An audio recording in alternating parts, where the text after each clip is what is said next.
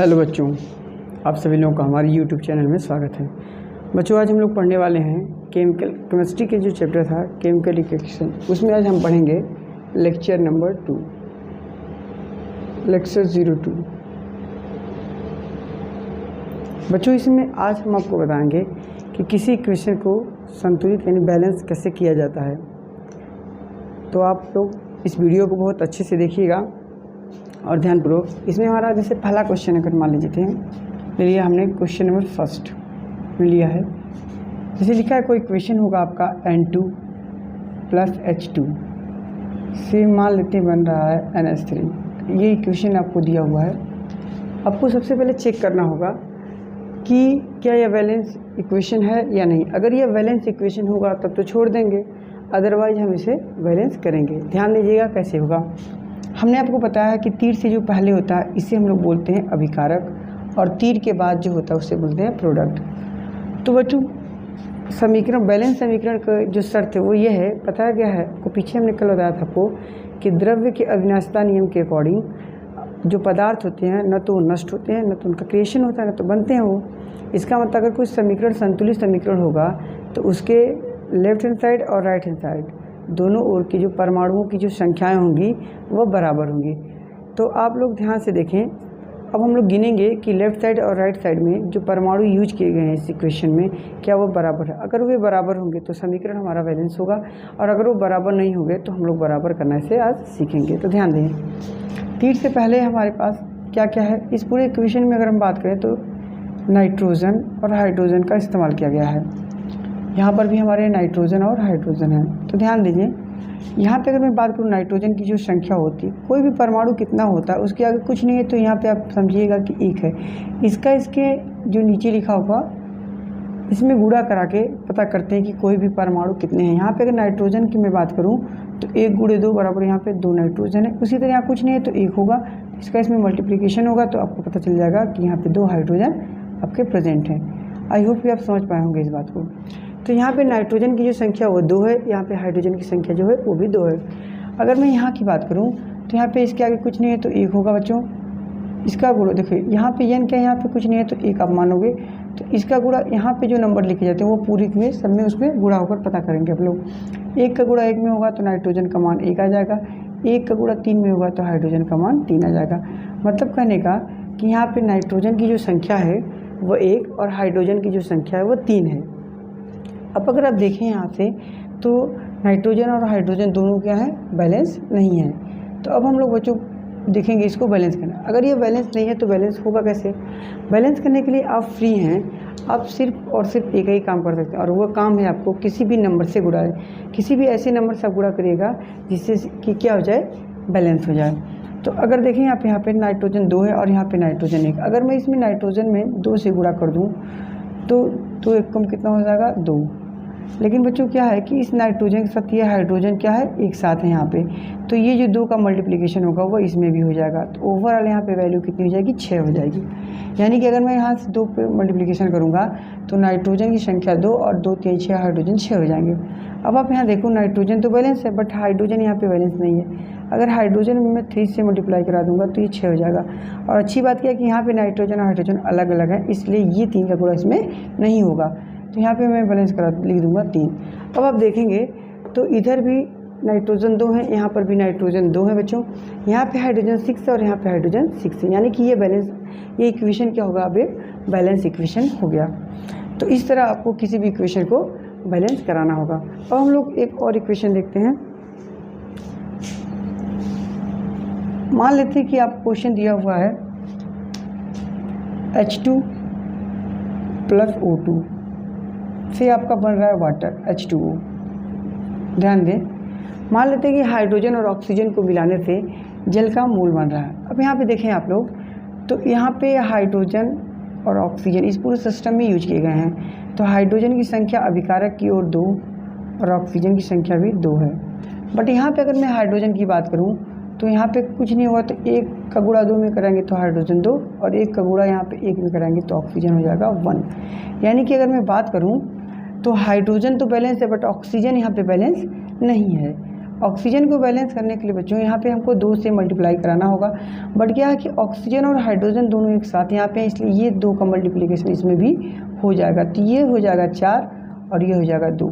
Oxygen तो balance हुआ but hydrogen balance नहीं है, तो यहाँ पे हम लोग 2 से मल्टीप्लिकेशन करा लेंगे तो ये हाइड्रोजन भी बैलेंस हो जाएगा। और अच्छी बात है कि यहाँ पे हाइड्रोजन और ऑक्सीजन 2 अलग अलग है, इसलिए इसमें मल्टीप्लिकेशन नहीं होगा। तो इस तरह यहाँ पे आपको 2 बढ़ाना होगा और यहाँ पे आपको 2 बढ़ाना होगा। अब आप देखेंगे तो ये वैलेंस इक्वेशन हो गया। तो बच्चों इस तरह आपको ध्यान देना है कि लेफ्ट हैंड साइड और राइट हैंड साइड में मतलब अभिकारक की ओर और उत्पाद की ओर जो दिए गए परमाणु होंगे उनकी संख्याओं को आप ऐसे बैलेंस कराएंगे किसी भी नंबर से गुणा करा के। अब बच्चों हम लोग एनसीईआरटी के दिए हुए जो क्वेश्चंस हैं उनके बारे में बात करने वाले हैं। तो इसमें आपके एनसीईआरटी में पहला क्वेश्चन है,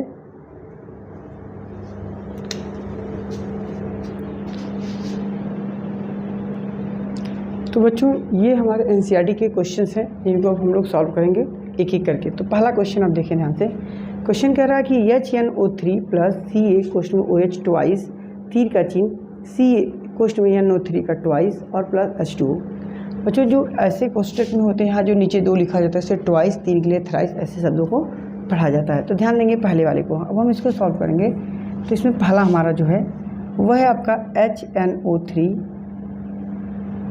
प्लस CaOH ट्वाइस, तीर का चिन्ह, CA कोष्ठ में NO3 का ट्वाइस प्लस H2O। ये हमारा बच्चों क्वेश्चंस है, आप लोग ध्यान दें इसमें। तीर से हमने जो बताया अभी आपको कि हम दोनों तरफ मतलब लेफ्ट हैंड साइड और राइट हैंड साइड दोनों में जितने भी परमाणु यूज किए गए देखेंगे क्या दोनों और उनकी संख्याएं बराबर है। अगर इनकी संख्याएं बराबर होंगी बच्चों तो यह बैलेंस इक्वेशन होगा, और अगर बराबर नहीं होगी तो यह अनबैलेंस इक्वेशन होगा जिसे हम बैलेंस करेंगे। तो ध्यान देंगे तीर से पहले हमारा अगर आप देखें तो इसमें जो परमाणु मतलब दिए गए हैं इसमें CA है और यहाँ पे अगर हम देखें तो हम यहाँ पे आपका H है, O है और NO3 को हम एक साथ लेंगे, NO3 यूज किया गया है। तो यहाँ पे अगर आप देखें तो तीर से पहले ये कितना है, 1 है। H की अगर मैं बात करूँ तो 1 यहाँ और 2 यहाँ, कुल मिला के 3 H हैं। ऑक्सीजन की मैं बात करूँगा तो 2 हैं और NO3 की बात करूँगा तो 1 हैं। तीर के बाद अगर हम देखेंगे तो CA की जो संख्या है वह 1 है, H की जो संख्या है आपका यहाँ पे 2 है, O की संख्या भी आपका 1 है और NO3 की अगर मैं बात करूं तो बच्चों ये NO3 आपका 2 है। और आप देखें ध्यान से तो सबसे पहले यहाँ पे देखें आप NO3 ट्वाइस लिखा, दैट मीन्स ये NO3 2 है और यहाँ पे NO3 1 है, तो मैं यहाँ पे 2 से मल्टीप्लिकेशन कराऊंगा।